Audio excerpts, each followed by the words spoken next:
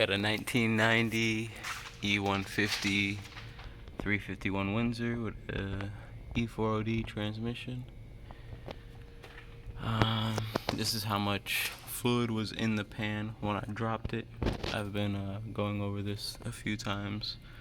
I've gone into the accumulator body, valve body, and changed out some valves.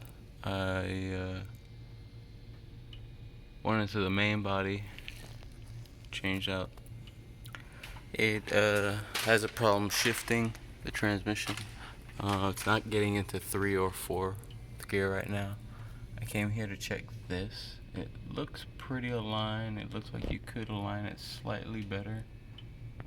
So maybe I'll try to do that, but I don't know if the issue is there.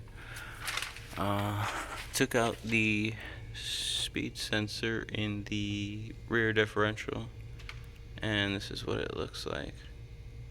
So I'm gonna clean this up, put a magnet down the hole, see what it looks like in there. This is still something I gotta take a look at as well. Just trying to figure out what's not allowing this transmission to go into overdrive. Overdrive light works and everything. I gotta click it on and off, but I still only get my first and second gears.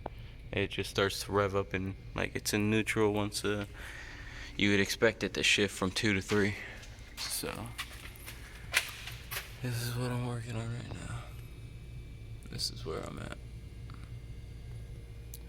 So if anyone knows anything, feel free to comment.